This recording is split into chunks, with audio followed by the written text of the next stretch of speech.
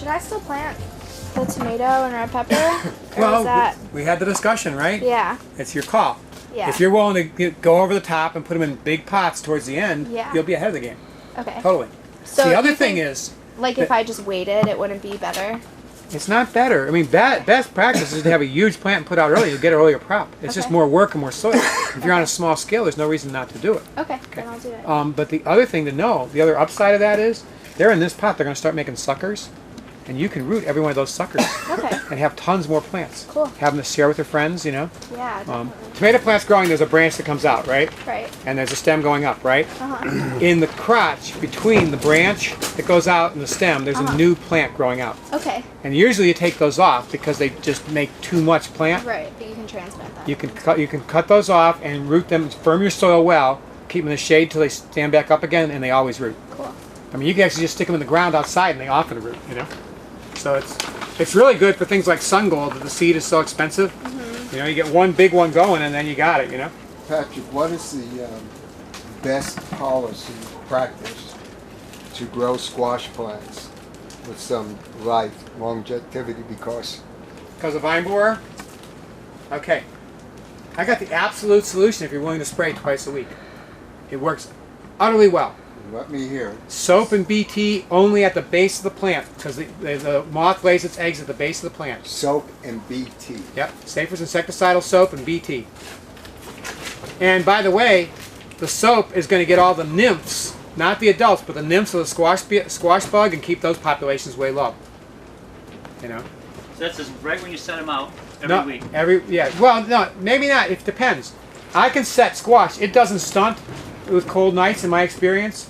So I can set squash out in May and keep it covered with row cover and get an early crop. And the vine borer is not out until June. Yeah. So you may not have to do it immediately. And indeed, by the end of August, even if it's still out, the odds are very good that you're not going to see the impact of it before the plant dies from mildew or something else. Okay. So I basically do it June through August. And you could, learn and pay attention and figure out how to tweak that a little better. But if you want to be safe, June through August. So now you're talking about summer squash as well as the hard winters? If Well, there's some of butternut, them- butternut and mixta, those two Right, they're not susceptible. Machada and mixta, right? The Cushaws and the butternut types. And good catalogs tell you if they're Machada or mixta. Well, I'm thinking of buttercup. Buttercup is totally vulnerable. Right. That's probably maxima, and it gets hit by the vine Right, borer. I know, but you can't use this method there. Yeah, you can use it on that totally. Okay. It works just as well, but you don't need it for butternut right. and mixta. Yeah. Yeah, for Machada and mixta, there's no problem. Yeah, okay. You know. Because I usually avoid the hard winters except for butternut because of that. Well, the other fun thing to do if you don't want to spray your winter squashes, get Baker Creek's seed catalog. They have a wonderful array of different Machada squashes and mixtas. Oh, yeah. North Carolina Candy Roasters, they seem to produce despite the vine borer. They're vigorous, and man, for volume, flavor, and dryness, not such a watery squash, they blow my mind. They're just incredible. They don't store real well. They're not like the butternuts. They store pretty darn well. Okay. I mean, I guess, you know what? Most of them store pretty well. They have a higher spoilage rate, but then there's enough that store quite well. So if you watch them and as soon as you see a bad spot, you eat those first. Yeah. You'll still be eating them. I mean, we're still eating them right now. We got them. Oh. You know, Okay. they're spectacular. So Baker Seed is the varieties of. Yeah, Baker Seed has a wonderful collection, but if you're going to grow candy roaster, get it through Fedco Okay. because it's bred by Scott Paquin up in South Toe, and it's perfect for our environment and it's excellent. You know. Okay. Thanks. And of course, if I haven't said it yet, Fedco and Johnny's Seeds, they're the two companies they're my main seed companies. Hands down. But Baker Creek is where it's at for a great variety of squash. How many seeds for a red pepper? If the seed is brand new, you should be fine with one. Okay. You could do two, but it gets expensive. Yeah. And by the way, you know that a red pepper is simply a green pepper that turns red, right? Mm-hmm. Yeah. Okay. A lot of chefs don't know that. They're utterly amazed when they find out. Chefs don't know that. Yeah, it's amazing. They're like, "You're kidding." Aren't there some varieties that are better? I mean, I got this Chinese one I think it was last year. It really put out. I mean, They're definitely better varieties, especially for our climate. Absolutely. okay. Positively, yeah. Patrick, you didn't mention Territorial. Territorial is a wonderful company, and what they really deserve high praise for is they are the only company I know that sets out a winter catalog. If you buy from them, come midsummer, Right. they got a winter catalog sitting there waiting for you. You know. And then also Southern Exchange seed. Southern is also a great one. You know, there's just too many seed companies. You know. Yeah, yeah. Likewise, I have So True on the list. You know. Yes. But I kind of have. I have to confess, I kind of just do Johnny's and Fedco because I've done them forever. I know their catalog. You know. Nichols is another great company. You know. And I know. High Mowing is another one. There's a bunch of good companies. It's just that, frankly, I can only look at so many catalogs because I tend to read them from cover to cover. You know. And I just run out of steam eventually, you know. So you made a quick reference earlier to lettuces, and you put perlite or vermiculite. Vermiculite, right, on top of the well, lettuce. that's. But is I'm planting some lettuces now. Am I supposed to be doing something different than what No, we you just know talked what? about? This time of year you can't stop lettuce from germinating. Yeah. But lettuce is very interesting. Remember I said there were some fine parameters about some seeds. They have certain needs. Lettuce doesn't like to germinate when the temperatures are up in the 80s. But they discovered that if it's exposed to a little bit of light, it germinates way better when it's up in the 80s. So you don't bury your lettuce seed and in the hot weather. And then it's perfect to put a little vermiculite on top to hold the moisture in, but it still lets the light in. You know. So that's when I would use vermiculite. You know. Of course, I just like it. If I have vermiculite, I tend to top all my seeds with vermiculite because it holds the moisture in, except for onions. Onions I want really dark because there may be other plants, but I know onions from painful experience will not germinate unless they're in total dark, you know. So I tend to use soil on top of them, but I just like vermiculite more. It's easier for the plants to pop up through, you know. But if I don't have it on hand, I tend not to go get it either. You know, it's like I like it, but not so much that I'm going to go out there and buy it just for that. You know. What do you always do when you plant seed? Firm it. Right? Say a little prayer. Well, yeah, okay. There's two things, right? Yeah, right. Say a big prayer. You want to always firm the seed in, and do people understand why that is? Yeah. Take air out and make contact. Right, capillary. Until they have roots, the way they get their water is through capillary action. And capillary action doesn't happen with air spaces, so you have to firm it in. You know, that's as important, of course, for seedlings. You know, people who think they're being kind to their seedlings by gently tapping them in are just leaving the roots hanging in those air spaces, going, "I can't drink. I'm dying of thirst. Somebody please connect me to the soil." You know, you really want to be firm when you're doing that stuff. That's always the case. I'm planting a little bit of radicchio, which is kind of a specialized lettuce, right? And Chicory. It seems to chicory. It's a chicory. Because it germinates and it propagates a little bit more slowly. And it's also perennial, by the way. Perennial? It literally is a perennial. You can cut it off, and if you leave that root there, it'll come back. Oh. Yeah. But what was your question about it? Well, really, if there's any special care, because it does seem to germinate differently than the rest of the lettuce. Yeah, it's a vigorous grower. I mean, that common blue weed along the roadside is a chicory, so it shows you how tough it is. Oh, okay. Timing is pretty important. Now's a fine time to start it. I wouldn't start it again until just before summer solstice. Those are kind of the two windows because you want it to be always maturing in cool weather, or it's very bitter. Yeah. You know, but I love the radicchios. I totally love them. So, I should put these on top of my fridge? Yeah, I would. I would get. You don't want to buy those tops, which you might be able to get at. You definitely mail order them. Which tops? The clear tops like these. If you don't want to buy those, which you can mail order, the catalogs have them. Yeah. Then get a big plastic bag and close it in a big plastic bag. Okay. But pay attention. As soon as you see green, if that bag's not clear, you got to take it out. You got to open it up. If you can find a big clear plastic bag, that'd be perfect. Okay. You know. And people go, oh, but don't I have to open it up so it can breathe? It's like it takes a long time for those baby seedlings to use up the oxygen in that bag. Okay. I mean, eventually, yes. I mean, that is true. By the way, has anybody not seen the Fedco seed catalog? And indeed, on the resource page, I list Fedco seed for two reasons. The thing that's real special about it, and I have to look here to see where it is, or I'll go through it till I find it, but they have things like here, potatoes at a glance, right? It gives you the days and, you know, what color and stuff like that, and moist or waxy and things like that. Someplace in here, anyways, there is a table that gives what temperature the seeds germinate best at.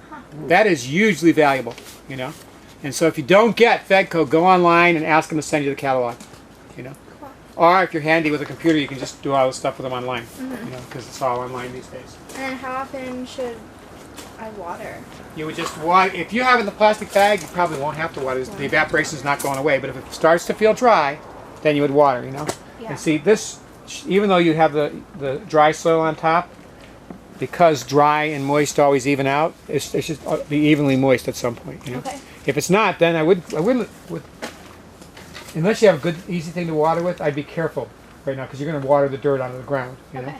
I get it to settle in a little more. Yeah. You know, and then water. And one of these is pretty handy for that kind of watering. Okay. You know? You just can't do that forever because you will get the salt buildup. You know? Right. But you can do it for starters, no problem. Okay, so we got 2 more things to cover. We'll do vegetative propagation, do resources last, okay? We don't have as many things as I'd like to show vegetative propagation here, but this is a perfect thing to do vegetative propagation from, okay? And once again, just like I described to Jerome, I don't really want just the new growth because it'll probably wilt. I want some hardened off growth plus new growth, okay? And so I'd probably take this guy right here, and I should have cut it with my knife. Best practice would be to use a knife, so I had a nice clean cut, but I didn't because I've done it a lot and gotten away with it. You know, if you're doing best practice, a nice clean cut's better. And what I do here is I would strip off all the lower leaves on this, and it's pretty critical. Even if for some reason this had grown in a way that there was a bare space, and there was just stem for a while, you might think, oh, I'll do it there so no leaves get wasted.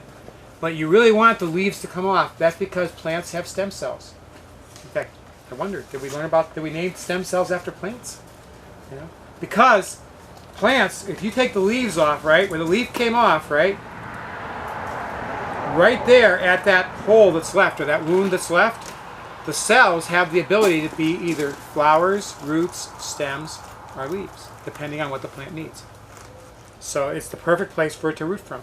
So you want to have those places where the leaves have come off, you know, and you can feel it. See how it feels pretty hard, you know, as opposed to up there where it feels softer.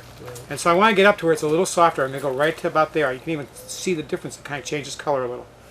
And I want that one little softer part to be below the ground because oftentimes that's where it roots the first. But it's barely below, and it's not as likely to rot, you know. And then I'm just going to take that, and I'm going to get a pot. And I'm going to put some soil in it and make it nice and moist. And I'm going to stick this in, and I'm going to firm it in really well. And that is it. That is all there is to it. And if you all want to get a little pot and root a piece of marjoram and take it with you, you're welcome to do that. And after I get a lot of rosemary going, next year we'll be offering cuttings of Jerome's rosemary. You gonna call it Jerome's? Yeah, I'll call it Jerome's Mary. Absolutely. Yeah. Unlike That'll some work. people I've run into in the world of agriculture, I love attributing. If there's an idea that I learned from somebody, I love to say I learned it from them. You know, and to me, it's part of the story that makes it more interesting. You know, and obviously nobody thinks of it all. You know, and so if I got your rosemary, I could say, well, you want to root this rosemary? I could say, do you want to root Jerome's rosemary? Which one's going to be more interesting, right? You know, it's definitely, you know. Yeah, my spirit hangs out. Yeah, exactly. Yeah. Flowering would be good for beneficial insects. Oh yeah, it when it's in flower, it's like Grand Central Station. I mean, they're all just going crazy. You know? I'm It guessing gives with holy the- basil a run for its money. Holy Hey, well, you should try. I'm telling you, it's No, really I've awesome. seen it. It does. It is awesome. It's my favorite smell, though. It smells so amazing. Just do whatever it takes to get it under there. Firm it in well, right? Firm it in That's well, the key okay. thing is good firming. Yeah. And you know, if you have a hard time, it's okay to add a little more soil on top, whatever it takes. Yeah. Is this one a perennial or is this? Well, if you it's a cover it up maybe in the a winter? half hardy perennial. Okay. You know, or quarter hardy perennial. It can take a frost, but it gets cold enough it dies. Okay. You know. But if you put a lot of mulch on it in the winter, for the winter, the mulch and might maybe in do the it, southern some row exposure or cover too. something? Yeah, Okay. buy a big rock maybe, and some mulch might do it. Okay. But then you might have another plant you throw a little piece of row cover over. One of them will probably make it. Okay. Okay, so resources, that's it. We got this covered. Resources, Living Web Farm, we have a web page now. So indeed, if you thought you wanted to make a big germination chamber, we filmed Greg Gross wiring it. You can even watch the person doing the wiring and somebody else who really knew his electrical stuff talking about the electrical aspects, you know. Next one is Troy's Greenhouse. You've probably heard me talk about Troy's Greenhouse before. It's the People's Greenhouse. It's in Burnsville, North Carolina. And what he's great for is, for one thing, you want UV treated plastic. He's one of the few places, Farm Tech is another one though, but he's one of the few places that can give you plastic by the foot. He'll cut off of a roll. He's got two different size rolls. He also will order plastic for you, and he gets you really good prices, you know. He gets you the best price if you have him order for you. You give him your order in late summer, and there's a time, I guess, when the plastic is first filled in the warehouses and they got too much of it or something, when the plastic is cheaper, and that's when he likes to buy it. Okay, and then I mentioned some of the better, and I left Jesse Israel off, and I didn't mean to. Just the better garden centers, you know. And some that I can think of are Jesse Israel and Sons, BB Barnes, and Reams Creek, you know. They're pretty. I know Reams Creek carries the McEnroe. They just carry the consumer size, you know. And then So True Seed, local seed company, you know. They mostly focus on heirlooms and stuff like that, but it's good to support our local seed company. Atra is a huge resource. If you have questions, always look at Atra. The answers are often there, you know. It's a huge resource. And here, the 7's missing. It's not Springs Farm Supply, it's 7 Springs Farm Supply. And they're up in Floyd, Virginia. And really, you want to get on their mailing list, just email them and say, get me on your mailing list, because the way it's cost effective to buy from them is twice a year they send a truck down. And then the shipping is way less, you know. Otherwise, if you want a 50-pound bag of something, it might cost you $20 to ship it. That's not really worth it, you know. And then groworganic.com is the web page for Peaceful Valley Farm Supply. I don't recommend buying a lot from them. They're across the country. We don't need to be using that much energy. But sometimes they're the only ones that have it. And get their catalog. It's quite an education. There's tons of information in it, you know. They give you a lot of good information. And you'll find things you have to buy from them, so it's fair to ask for the catalog, you know. Does anybody not know about the Organic Grower School? Because if you don't, boy, you are in luck. True Nature Fair, do people know about that? I don't. That's a fall thing that had, until this year, the Organic Grower School just kind of peeled it off and gave it its own path, but they still give it money and still support it. And it does fall appropriate gardening classes and has a fair. People can market things and all that. I highly recommend it. It's at the Highland Lake Inn, and I highly recommend it. And it needs support too, because it could become. Do you know about the Common Ground Fair in Maine? Mm-hmm. That's the goal. I went there a few years ago. We're looking to be that for the South. Cool. So spread the word and help make it that happen. Yeah. You know, and then you can say I was a part of making that happen. You know, you know, I could easily think of other resources, but those are some basic ones that I think are useful. And on the net, you said the mountain organization again, the Appalachian. Oh, Appalachian Sustainable Agriculture Project is a great place to see about events. They teach marketing, but they're all about marketing. They're not going to teach you how to grow stuff, you know. But they're connecting. They're connecting people big time. Yeah, they're doing a lot of good work. Yeah. ASAPconnections.org. Yeah. Is it abbreviated on the net, or do you have? You can find it on ASAPconnections.org. ASAPconnections.org is the website. Thank you. And just get on their listserv. They have a classified that's really useful. You can find things that and you can sell things there. You know, they're a great organization. That's it, folks. That's the class. Thank you.